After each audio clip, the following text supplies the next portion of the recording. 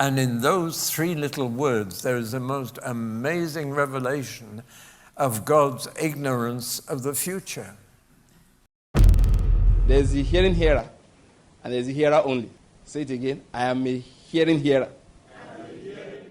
I don't know if Abraham told him at that point, but sooner or later he must have realized that he was the sacrifice. And Abraham was willing to go right through with his death. And it says after that, now listen very carefully, after that God said to Abraham, "Now I know that you fear me." And in those three little words, there is a most amazing revelation of God's ignorance of the future.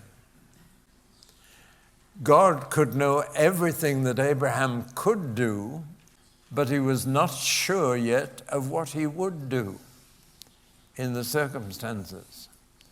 Now that's a unique revelation of God's relationship to us.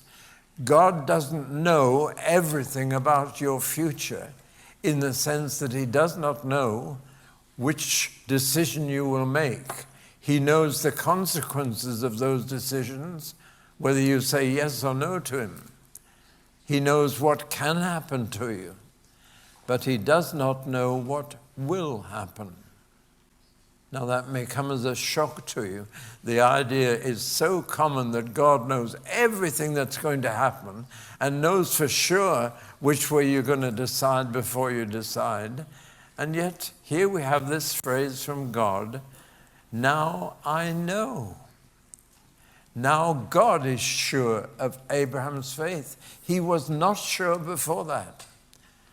But when Abraham was willing to sacrifice Isaac, that was an assurance to God of Abraham's faith, which God was not sure of up to that point. Now I know. Underline those words in your Bible. They are so important. They tell you something about our God in relation to our freedom. We are free to choose. God hasn't predetermined our choice. Don't ever interpret predestination as predetermination. We'll come back to that later in this letter. But that proved to God that Abraham trusted and obeyed him.